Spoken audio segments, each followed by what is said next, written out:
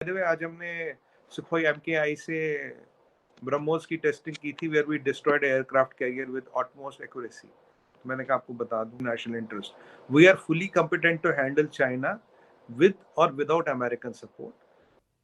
Speed इसकी Mach 3 लगभग, यानी कि ध्वनि की गति जो है स्पीड ऑफ साउंड से 3 गुना ज्यादा रफ्तार से चलता है ब्रह्मोस। और इतना कारगर है कि जहां पे निशाना लगा दिया ये वहीं पे जाएगा। एयरक्राफ्ट को वहां पे रहने की जरूरत नहीं। एयरक्राफ्ट ने फायर करा, एयरक्राफ्ट वापस, ये खुद अपना निशाना ढूंढते ढूंढते ढूंढते टारगेट ढूंढते वहीं। तो ये लेटेस्ट और इंडिया में बन रहे हैं, ये सबसे बड़ी बात है। They are being manufactured in India, made in India by an Indian. एक हिंदुस्तानी का बनाया हुआ एक हिंदुस्तानी हथियार जो दुनिया में तहलका मचा रहा है, और यही हमें चाहिए था दोस्तों। आपको पता है जो बाइडेन का, मैं आपको बताऊं, ये पूरे यूरोपियन यूनियन में किसी ने हिम्मत नहीं दिखाई कि वो साइप्रस के साथ खड़े हो जाए, क्योंकि साइप्रस शोषित है, प्रताड़ित है। ये हिम्मत दिखाई है भारत ने, ये हिम्मत दिखाई है मोदी जी ने, ये हिम्मत है। आप हथियार ब्रह्मोस हर एक को नहीं बेचते, ब्रह्मोस उसको बेचते हो जिससे आपके विरोध का नुकसान होता। फिलीपींस को हमने ब्रह्मोस क्यों भेजा? चाइना को कंटेन करने के लिए। अब यहां हम हथियार क्यों बेचेंगे? अब मुझे अभी नहीं पता क्या बेचेंगे क्या नहीं बेचेंगे, पर अर्दोगन की नींद उड़ाने के लिए। भारत ने जब हवा से 3 गुना तेज चलने वाले ब्रह्मास्त्र यानी ब्रह्मोस मिसाइल का परसों सफल परीक्षण किया तो चीन पाकिस्तान के तो होश उड़े ही हुए हैं। साथ ही भारत के तीसरे दुश्मन तुर्की में भी हड़कंप मचा हुआ है, क्योंकि भारत ने इस मिसाइल को तुर्की के दुश्मन साइप्रस को भी बेचने का करार कर लिया है। पूरे विश्व में यह चर्चा का विषय बना हुआ है कि भारत ने कैसे यह हवा से 3 गुना तेज गति से चलने वाला और एक्यूरेट लक्ष्य भेजने वाली मिसाइल का परीक्षण किया। आज की चर्चा आगे बढ़ाते हैं कि आपको थोड़ा जान के अच्छा लगेगा। तो अब देखिए हमारी दुश्मनी किससे, जिसको भी है उसको तो पता लगना चाहिए, कोई बात नहीं। अब चीमा साहब, ये जो चीजें आपकी दुश्मनी 2 मुल्कों से है, एक का नाम पाकिस्तान और दूसरा चाइना। बता दें। मैं तो देखिए, मैं तो नाम लेने में विश्वास ही नहीं करता। पाकिस्तान तो खैर अब दुश्मन रहा, बचा नहीं। चाइना नहीं से नहीं ये जो भी है थोड़ा नहीं, वो सारे डिफेंस तो पाकिस्तान के बॉर्डर पे रखा हुआ है। वो मैंने बोला ना, टेररिस्ट बेस्ड हो ना यार आप, दिक्कत ये है। और आज भी मतलब पाकिस्तान इज हायर्ड गन, दिक्कत तो वो भी है ना, मर्सनरी। तो मैं बताता हूं अब जो आपके चाइना के अंदर टारगेट हैं या पाकिस्तान के अंदर टारगेट हैं, अगर वो 400, 450, 450 किलोमीटर की जद में हैं तो हमारे पायलट्स को चीन के अंदर जाने की जरूरत नहीं है, और हमारे पायलट्स को उसके अंदर जाने की जरूरत नहीं है। पाकिस्तान के अंदर भारत में रहते रहते ही वो उन मुल्कों में मिसाइल फायर कर सकते हैं हवाई जहाज से। पहली बात ये, इसका क्या मतलब है कि हमें हवाई जहाज भी बॉर्डर पर रखने की जरूरत नहीं है, क्योंकि हवाई जहाज का भी एक रेंज होता है, 1500-2000 किलोमीटर फ्लाई कर सकता है। तो हो सकता है ये हवाई जहाज जो है ये कहीं और हो, ये ग्वालियर में हो, ये कहीं और पीछे हो, वो उड़ के जाएगा और जम्मू के ऊपर जाके फायर करेगा और जम्मू से ही वापस ले लेगा। पाकिस्तान जाने की जरूरत ही नहीं है। स्पीड इसकी है मैक 3 लगभग, यानी कि ध्वनि की गति जो है स्पीड ऑफ साउंड से 3 गुना ज्यादा रफ्तार से चलता है ब्रह्मोस।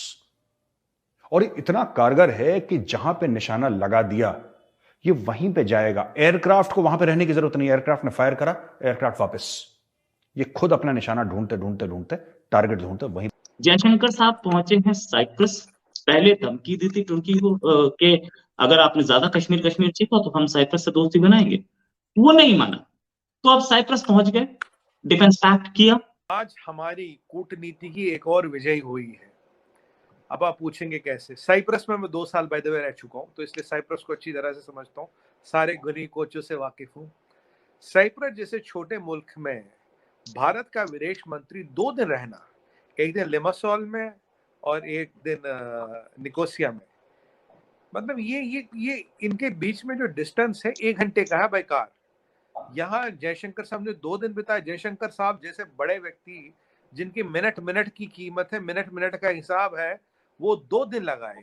वहाँ फॉरेन मिनिस्टर से मिलते हैं, सेक्रेटरी ऑफ स्टेट जो उनका मान लीजिए जो कांग्रेस का हेड है लेडी, उनसे मिलते हैं, और मिलिट्री और डिफेंस पैक्ट साइन करते हैं। इसका मतलब क्या है?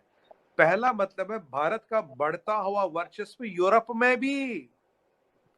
भारत इससे पहले यूरोप में कदम नहीं लग रहा था, डायरेक्टली इंटरव्यू नहीं कर रहा। आज भारत अपने हथियार और अपने दमखम में यूरोप में एंट्री मार गया है, ढंके की चोट पे। 2 दिन रह रहे वहां पे। और हमारा, जहां तक मेरी बुद्धि, मेरा दिमाग मेरा साथ देता है, आई थिंक 1962 से हमारे साइप्रस से संबंध है। और फिर उसके बाद जयशंकर साहब ऑस्ट्रिया भी जाएंगे, वहां उससे भी पुराना संबंध है, करीब 72 साल से ऑस्ट्रेलिया से संबंध है हमारा। और ये 27 साल में पहले ऐसे विदेश मंत्री को जो ऑस्ट्रिया जाएंगे। देखिए ऑस्ट्रिया एक नॉर्मल चीज है, तो मतलब मैं जो इस चीज से इसको देख रहा हूँ रोहित भाई, ये यूरोप में हम अपना परचम डीकपलिंग की बात की ना, कई लोगों का एनालिसिस ये है कि चाइना अमेरिका के साथ तो ताल्लुकात ठीक करेगा लेकिन इंडिया को पनिश करेगा, इंडिया को टफ टाइम देगा। Do you think that there is some valid argument that कि ठीक है वो तो बड़ी पावर है, उसके साथ ताल्लुकात तो ठीक करो, इनके साथ क्या करने की जरूरत है, इनके साथ लगे रहो ऐसे ही? देखिए चीमा साहब, हमारी इंडिपेंडेंट फॉरेन पॉलिसी, हमारी इंडिपेंडेंट मिलिट्री पॉलिसी है।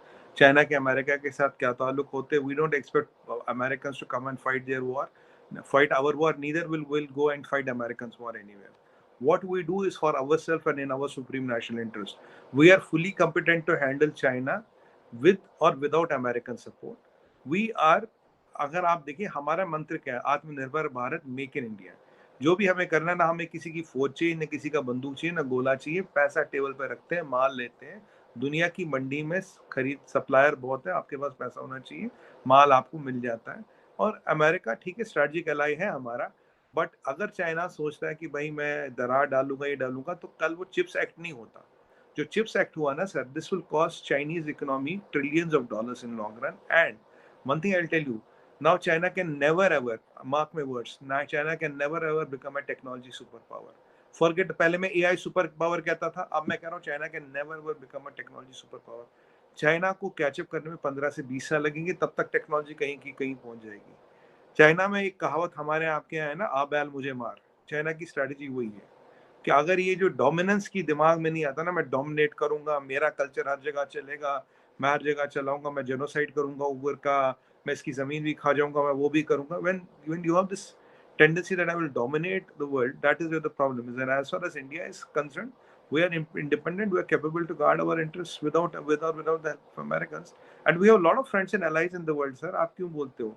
हमारे तो हिंदू भी दोस्त है, मुसलमान भी दोस्त है, सिख भी दोस्त है, ईसाई भी दोस्त है, यहूदी, पारसी, जीव, कौन हमारा दोस्त नहीं? दोस्ती हमारी सबसे है। नहीं, वो तो खुदा ना खुदा दोनों को नहीं मांगते ना। वो उनका रिलीजन क्या है? रिलीजन तो उनको कुछ नहीं। बेंजामिन फ्रैंकलिन आप दोस्ती रिलीजन की बेस पे तो नहीं ना बनाते। नहीं, मैं कह रहा हूँ, मैं आपके जैसे मैं कह रहा हूँ हिंदू, मुसलमान, सिख, ईसाई, क्लासिफिकेशन है। उनको किस में क्लासिफाई करूँ? मतलब चमगादड़ खाने वालों में, चील खाने वालों में, कैसे उनको ऐसे आप अगर हमसे जुड़ा रहना चाहते हैं तो कृपया मेरे चैनल को सब्सक्राइब करें तथा बेल आइकन भी दबा दें ताकि नई वीडियो की जानकारी तुरंत आप तक पहुंच जाए। धन्यवाद। जय हिंद।